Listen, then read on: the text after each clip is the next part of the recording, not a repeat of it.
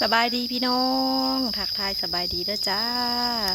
มื้อนี้ออกมาทงมาถามมาหายมานาพี่น้องมากินข้าวอยู่นามากินข้าวอยู่นาจ้าบรรยากาศแดดท้องฟ้าแจ่มใสเด็กๆพากันเห็ดหยังในบอลลิ้นคักแถวบ้านมีหมามีคนหมากะนอนกองอยู่ปาดไม่ยังอะไรไอ้กาโอ้ยเรียบร้อยบ่ได้อันนั้นป้าหมอเฮาบิดเล็งเสียงเฮาพื้นใส่ได้ให้มันผดเฮาสิแกงหน่อไม้กินเที่ยงพี่น้องเอ้ยแกงหน่อไม้อีกแล้ว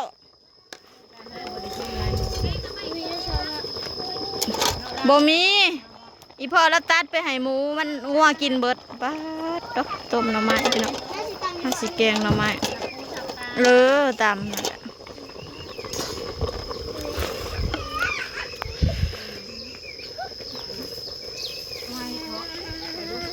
แม่ยังลูกอ้าวเปลี่ยนกันลินว้าวสบายดีเฮกะเฮ็ดหอยโขงพี่น้องเวจิวเอามาหอยว้าวดู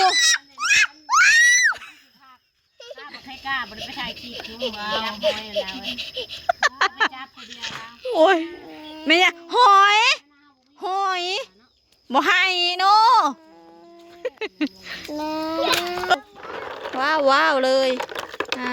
ทำสิต้มหอยจ้ำแจ่วหอยโขงหอยขี่กระต่ายจืดเลยแหละโพดรัวๆปั่นนะป้าบางไหนพี่น้องหอยคือขักแต่อันนี้เขายังบ่ได้กินได้หอยปีนี้นะกินแต่มือนั่นแล้วมือกินอยู่วัดกับเจ้านะเอ้ยจิ๋วหอยนะดินรถหอยกับบรรยากาศทุ่งนาเขากันขนาดเลยฝนบนโต๊ะคือได้หอยฝนตกแต่มือนั่นสะแทนตามข้าวเบื่อใส่ดูแว่นนะมันจังบดแดดนะจังคือโนไปไหมลูกไปหาแม่เจ้าพูนกะสิวะโกคนโกเฮ้ยเนาะผักกระเยงพางหมักหมักตอกอย่ายุ่มลูกอย่าเฮ็ดอย่าไปหาดินอยู่สิตามหมักตอกนะพอหิวข้าวก็สิแกงหน่อไม้อยู่เดียวนี้เห็นอะไรสาสิกินยังสันจะกินก่อนจกกินในติ๊บเท่านั้นแล้วไอ้กาวกินใช่หมอไอ้บอยว่าอันค้ากล้องยังอยู่ด้วยอันหนึ่งเราอ่ะไผสิเป็นสปอนเซอร์ซื้อให้เฮา500 บาทค้ากล้องแบบรุ่นแข็งแรงว้าวที่ผู้บ่าวโดนไอ้บอยว่ายังอยู่ด้วยอันหนึ่งเราเพราะเงยให้ก็เป็นตาวใช่ค่ะกล้องอีห้างกระเดืองงับเมียนไปหาของเอาเล็กเอาลาเข่าไปเลยที่ได้กับปลาคุบก่อนยังบ่ทันได้ซุกซ้ำเฮ้ยตำบ่แหลกบันไดเอาเบื่อนะกาดตัวน้อยเลยเบิดเลยจะบ่นำยานางเด็กเห็นตัวค่ะใช่เลยน้อยกับไส้เลยใส่ลายเด้อค่ะอาม่าจะหาน้อยมันน่ะดาวใส่พอมันนัวเอาสีต่อยปดมันเลยมันคือเป็นอันนั้นคือตองเขาจะให้ตำข้าวตองมันก็จะให้ตำใส่บ่มากเลยนะมันเป็นพวกน้ำตำใส่เป็นกระยังทีนี้เนี่ยตองปลาแดกกันแต่ปูไอ้ยา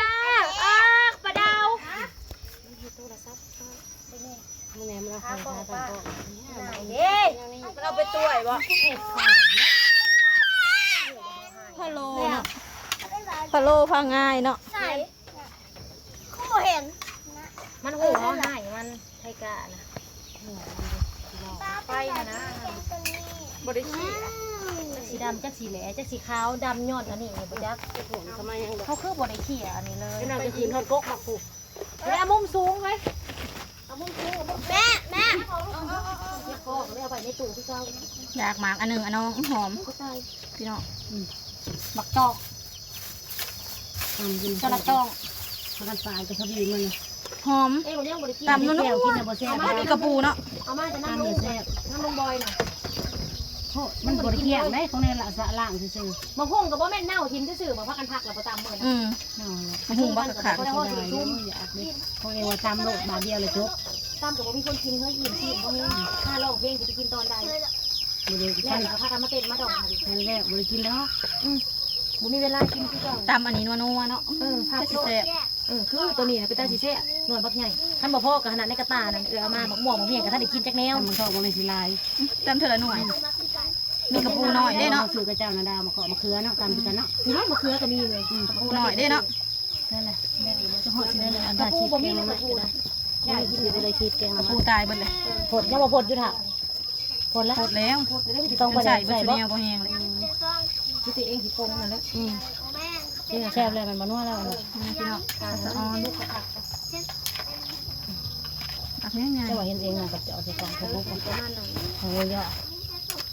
ใส่เตี๋ยวของแท้กันนะ ๆนั่งลงยอปอนปลอบอก จะเห็นอยู่เนาะ ต้องค่อยกินเลยบอกเอาใหม่หันมาก่อนเกี่ยมันกินเลย เป็นยังไงนะ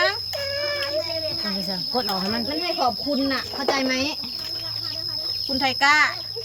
เอาเบิ้งมันเป็นอะไร มันบ่มีสัญญาณเดี๋ยวจิ๋ว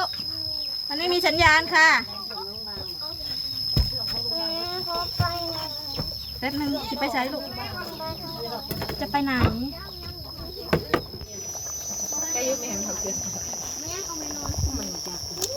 พาดถิ่มลงแบบเท่มากเลย อย่าลืมถิ่มโคกนะเจ๊โอ้ยเห็นบ่อีผัดมันเห็ดมันตำมันนั้นถิ่มโคกแต่ก็ซื้อใหม่มันวะ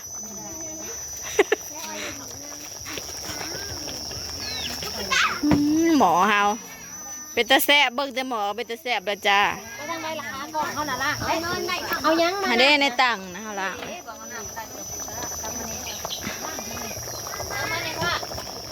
น้ำแล้ว